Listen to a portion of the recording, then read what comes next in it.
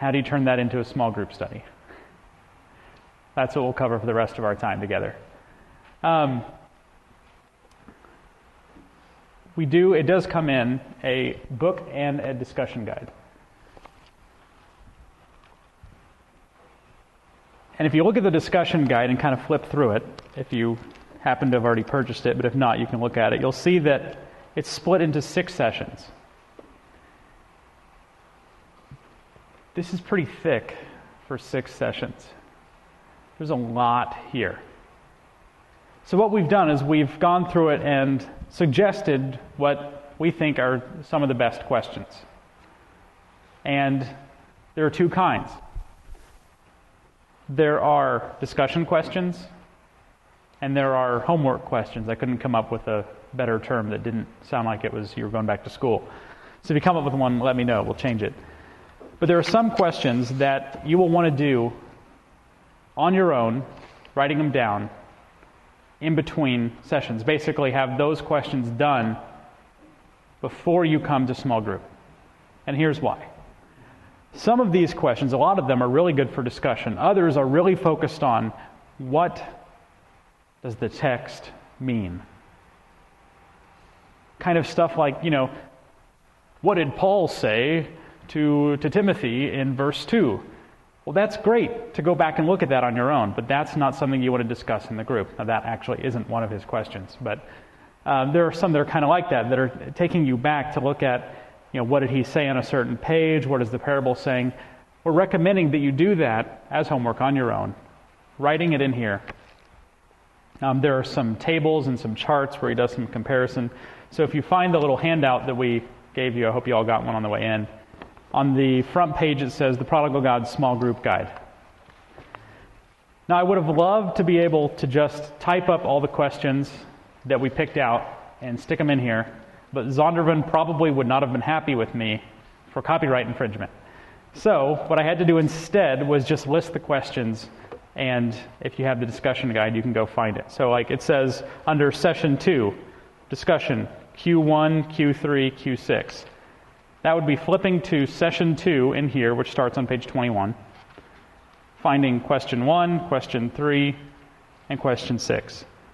And it says on Question 6 plus follow-up, how about first pres? So if you add that as a follow-up to Question 6, that's what this means. I know this isn't the easiest thing to use. I couldn't come up with a better format. So if you have ideas, let me know and I'll do it for next time. And then the homework ones are listed separately. Homework on Session 3, Question 7. So Question 7 in here, Question 2, Session 2, Question 7. That was Session 3. I was like, there is no Question 7. That didn't make any sense. It's this big diagram right here. So that's why we would recommend that you do that kind of at home, and if you want to discuss it in your group briefly, that's great. Now contrast that with Session 3, Question 6. How do people seek to control God through their obedience?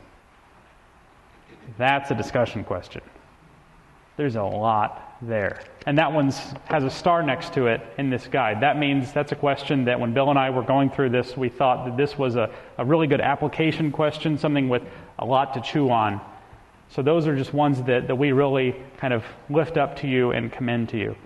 There are also 2 meetings that you can split. If you want to go to 8 sessions instead of 6, you can see under Session 3 and Session 5.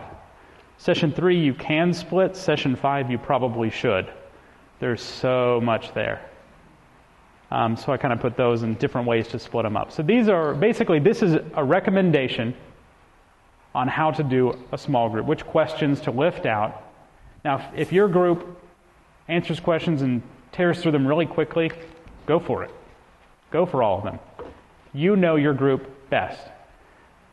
These are just our recommendations. So take them or leave them. On the back side, you will find at the top it says the Prodigal God Alternate Session 1 Meeting, which brings us to the DVD. Those are, what you just saw were all of the clips in succession. I actually changed the order of 2 of them to make it more of a story arc. The DVD is not necessary for the small group study, but it does add quite a bit. And there are two ways to use the DVD. We would recommend that you get one DVD per group. We have a few that we have available here, like 4 or 5, something like that. First come, first serve. We can loan them out to you. But also, you can purchase it on your own. It's on Amazon, or if you let us know, we can order it for you when we make our second order this week or so. There are two ways to use the DVD if you choose to do it. The first is, as is in the discussion guide, he has you watch the 38-minute DVD session 1, where he takes you from start to finish, everything you need to know about Prodigal God. Now, if you don't want to sit there watching someone talk for 38 minutes, well, too bad. We're at 42, so you've already listened to me for 42 minutes. But if you don't want to listen to him for 38 minutes in your small group, the different way to do it is listed here. And I did this with my small group on Thursday, so it's had a little bit of a trial run. You can show the clips in the order that we just did them. If that made sense to you and you liked it, you can show that to your group. If you didn't like that, don't show it to your group. Make sense? So here on the back, this is also an alternate session. If you don't want the DVD, this is a potential way to start off your study. All the rest of the sessions in the book don't require the DVD. Just the first one really requires it, so this is a different way to do it. And how it starts, anything that's bolded is, I tried to give you more than you would need, and the bolded ones are the ones that I would say, if you're going to pick some based on time, choose the bolded ones. But it starts off with an introduction question, then read the passage out loud. The observations section, you don't have to go over that, but if people have some questions, these are things you would have heard from Keller if you had watched the DVD, just there for your reference. And then the questions, understanding the parable. You'll see different questions. Most families have a sort of black sheep. How does your family respond when that person injures others or creates distance from everyone? We talked about that in my group and had a lot of interesting responses there, because as Keller lifts up, in Middle Eastern culture, the eldest son has a double portion of the inheritance, but also double responsibility. So when he was talking about the elder son, the father would have been hoping that this elder son went to go get the younger son and kind of drag him back, but he didn't. So that's where we're asking, how does your family respond to that black sheep? But you can see some questions here. You can show the DVD segment if you want. It lists which ones to flip. And then a wrap-up question. Kind of what are you thinking and feeling?